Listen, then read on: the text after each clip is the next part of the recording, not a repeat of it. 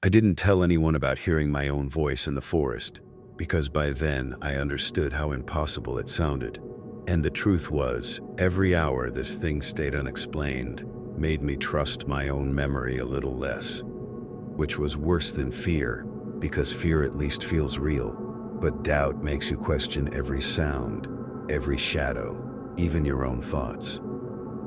The next morning, the station felt unusually tense after Harris officially missed another check-in, and Grant had already called in a small search team to sweep the northern trails near the fire road.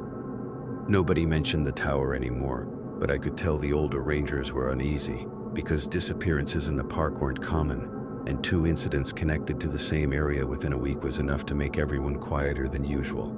Around noon, one of the volunteers found Harris's truck abandoned near the eastern ridge with the keys still inside. No sign of him. No footprints around the vehicle either, which didn't make sense because the ground was still soft from the storm. Grant wanted to organize a wider search before nightfall, but I could already feel that same pressure building in my chest again, the same feeling I got right before something happened, like the forest itself was holding its breath waiting for dark. By sunset, most of the search crew had returned except me and a ranger named Cole, who volunteered to check one last trail before we headed back.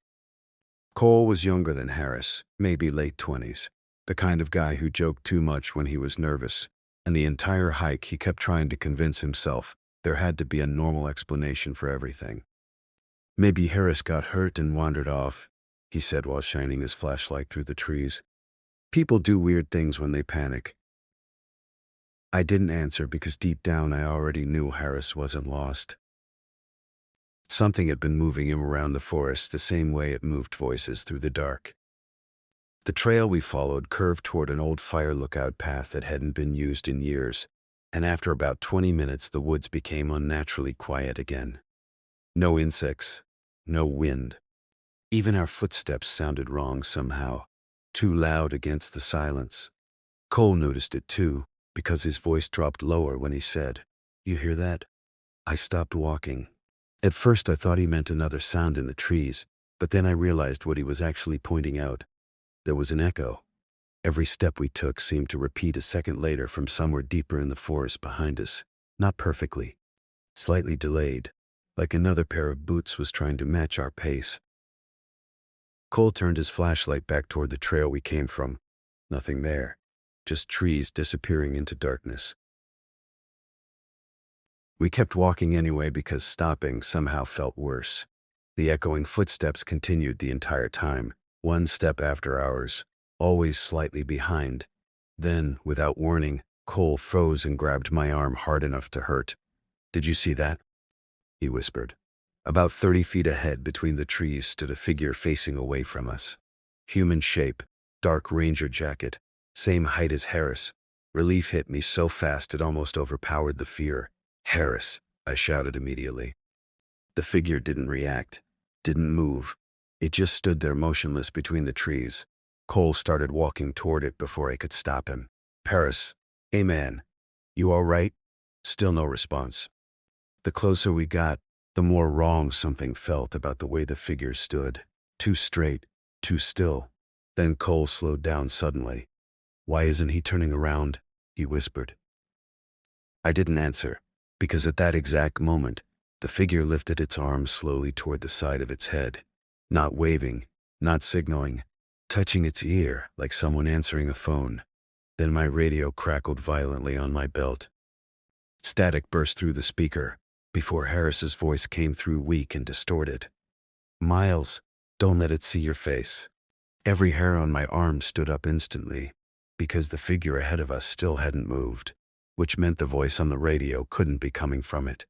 Cole looked at me in confusion. "If that's Harris," he started quietly. He never finished the sentence.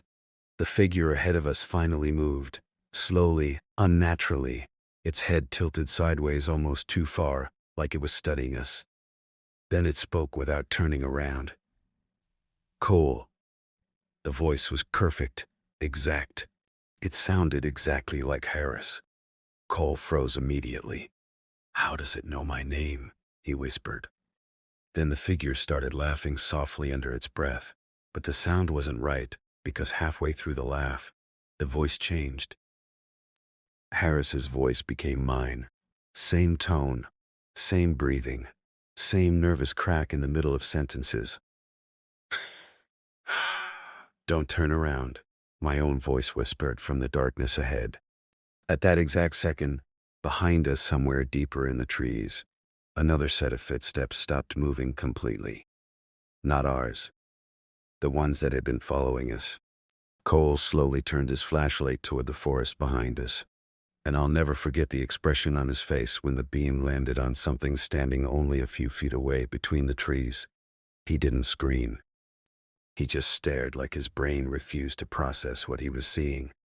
Then, in a shaking voice I barely recognized, he whispered one sentence. "Why is it smiling like you?"